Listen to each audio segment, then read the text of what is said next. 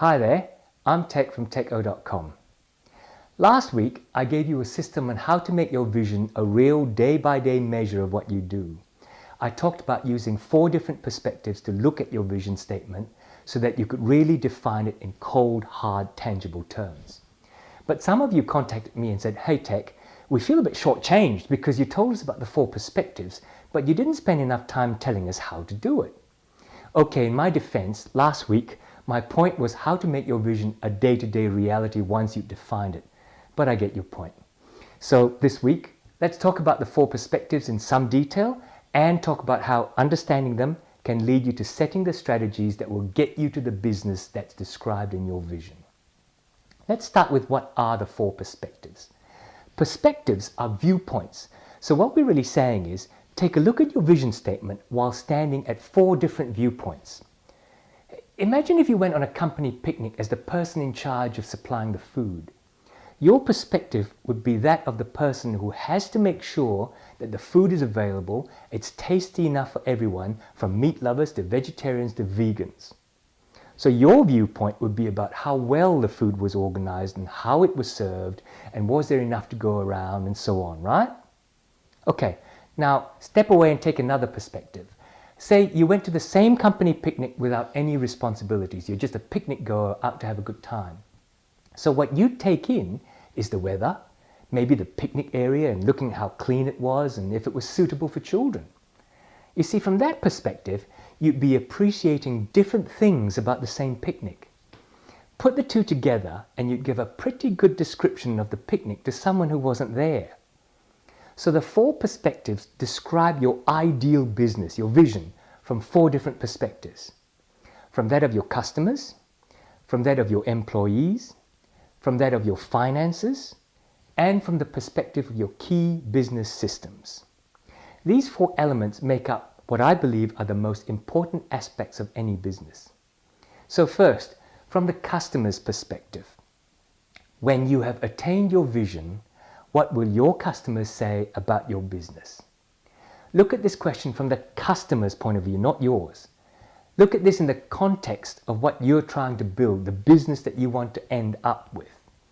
So things like how customers feel like they're treated. Why customers keep coming back. What's actually in it for them? What does your ultimate business do for your customers that they see and appreciate and will talk about? The answers to this question will give you ideas about the strategies you need to pursue in order to attain your vision, strategies about meeting customer needs. For example, depending on the answers, you may have to build up, say, customer service systems or train your staff in customer care. You might have to expand your range of products or services because that's what they want, offer different price points and so on, depending on what you see your customers of the future want. The next perspective is about your people. When I have attained my vision, what will my people, my employees, do and say about my business? This includes your own perception as well as someone who's working in the business. What makes your team want to come to work every morning and stay loyal to the business? What makes them want to work hard or work effectively for the business? If your business is to be attained, your future team might talk about the training they get maybe, or the remuneration, or maybe the non-financial benefits. They might talk about the family atmosphere, or maybe differently how professional and business oriented that the office is. What you think they will say when the vision has been attained will give you indicators about the strategies you need to implement in order to meet the important needs of your people. Perhaps you have to implement training strategies or provide them with clear career paths. You may have to think about strategies to create the right culture or to reward people in the right way. So we move to the 3rd perspective, which is about your finances. The question here is, when you have attained your vision, what will your finances look like? This perspective is about how the vision is reflected in the financial results. So what will be the level of turnover, say, of profits? What are the strengths of your balance sheet? Will you be taking out any loans? Are they long-term, short-term? What assets will you have? What's the return on investment of those assets?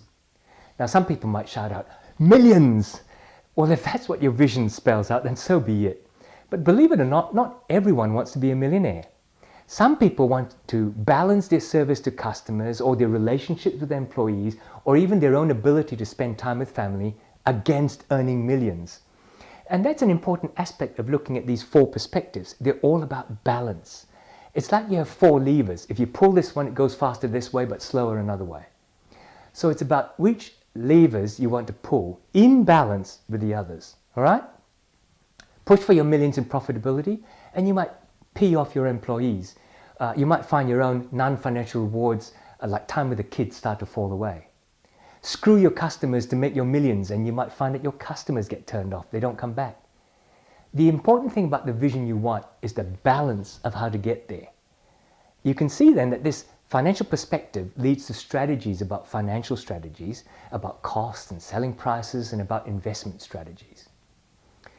Now, the last perspective, it's about what you have to do in the back room in order to support everything else in getting to that vision. When you have attained your vision, what key business systems will you be excelling at? Or to put it in another way, what are the business systems that you must put into place, that you must be really good at, that will help to propel you down the path toward the vision? Let's say when you looked at the customer viewpoint, you said that customers would appreciate your responsiveness to them. Well then, one of your key business systems surely must be how you engage with customers and the measurement of the speed of your response. Remember, you'll need a lot of business systems just to operate your business, and a lot of these will need to be run well so that your business is efficient. But what we're talking about here are the systems that you really must be excellent at, that are crucial to your attaining your vision. So it's not every business system, but those that are crucial to the attainment of your vision and the way that the 4 perspectives work within that vision. Obviously, this perspective will lead you to implement strategies about the creation and maintenance of those key systems so that they are kept as excellent. So there you go, the 4 perspectives that get you from the vision to strategies that you need to implement. Hey, if you missed me last week talking about making your vision statement real and not just another framed statement on the wall, go to techo.com and check it out. While you're there, you can look at my other free tools in planning and business building. Don't forget to sign up to our blog so that you get these valuable tips and tools and processes sent directly to you. Make sure, by the way, that you whitelist emails from tech@techo.com so you can actually get them rather than them going off to spam. I'll see you soon. Bye.